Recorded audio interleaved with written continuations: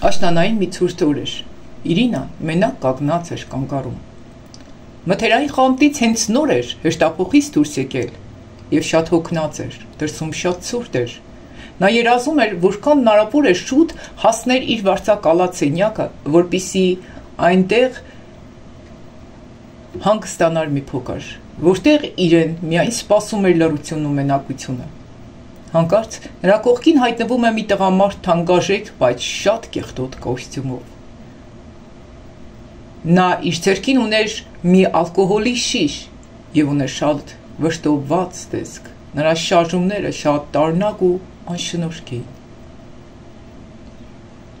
Հետո նա նստում է նստարանին կարծես հազիվ ոտքի վրա կանգնելով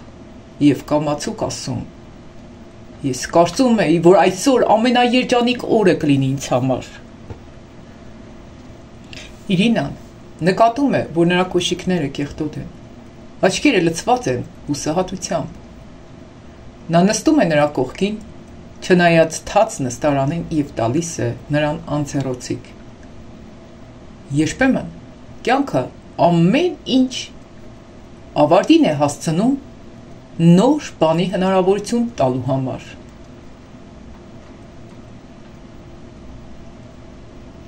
Մարդը, ում անունը Ռոման էր, ձեռքերը հեռացնում է դեմքից։ Այդ խոսքերը լսելով սկսում է պատմել իր պատմությունը։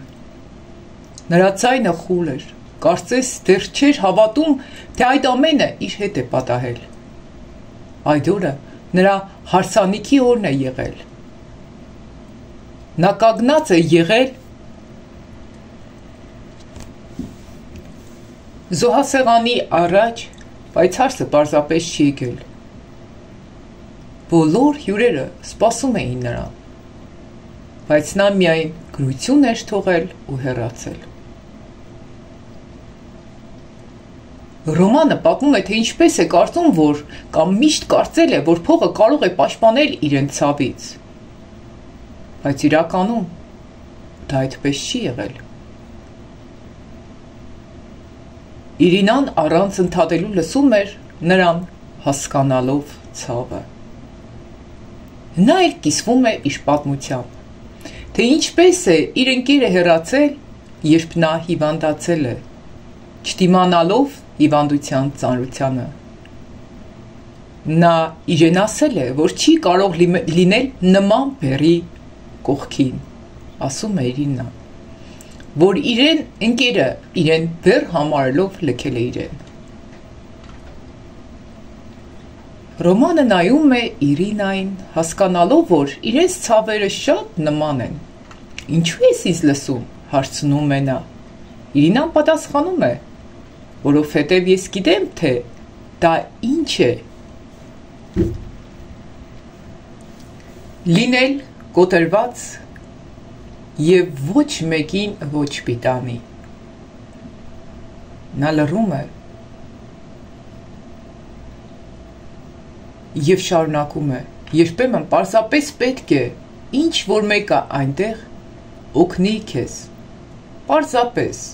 առանց պայմանների, կամ լսի քեզ առանց պայմանների։ Նրանց խոսակցության մեջ ոչ մի խղճահարություն կամ դադապարտում չկար, միայն փոխհմբռնում։ Երբ Ռոմանը հարցնում է նրան, թե արդյոք նա կհամարձակվի արմատապես փոխել իր կյանքը, եթե նրան նման հնարավորություն տրվի, Իրինան մի պահ մտածելով պատասխանում է.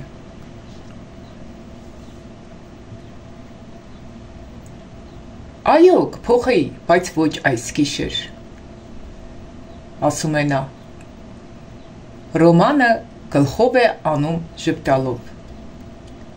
Նրանց հանդիպումը թեև կարճատև, բայց երկուսի մեջ էլ մեծ լրջություն եւ ջերմություն ու փոխհմբռնում առաջացրեց։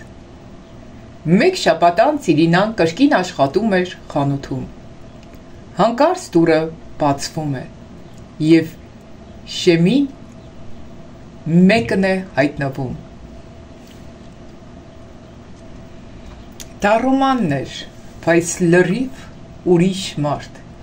Նա հագել էր մուգ վերարգու, կոկիկ շարֆով և ձեռքին ուներ շուշանների ծաղկեփունջ, ինչպես նաև սուրճն էլ ձեռքին։ Նա բարձրանում է դրամարկղի մոտ, բաժակը դնում նրա առջև և ասում. «Ես չգիտեի, թե ինչպես վերադառնալ քեզ մոտ, կամ դու ինչպես կարձագանքես, բայց չէի կարող չգտնել քեզ, դու փրկեցիր ինձ այդ գիշեր, միայն այն պատճառով, որ իրականում դու սիրտ ունես»։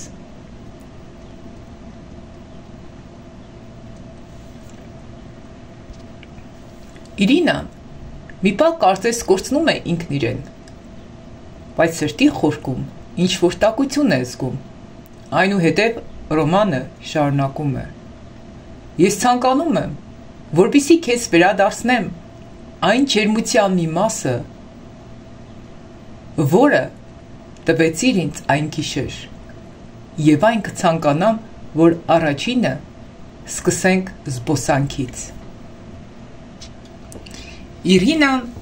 նայում է նրա աչքերի մեջ և տեսնում է միայն մաքրություն նրա աչքերի մեջ, ոչ մի խաբեբայի աչքեր, այլ միայն անկեղծություն և երախտագիտություն։ «Այո, լավ», ասում է նա, «բայց միայն հեշտափոխից հետո»։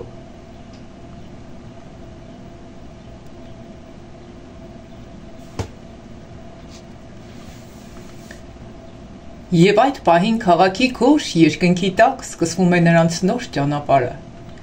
Մի օր պատահական հանդիպումն ու պարզ արարքը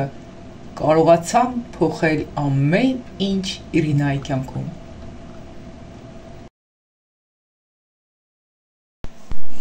Սիրելիներ,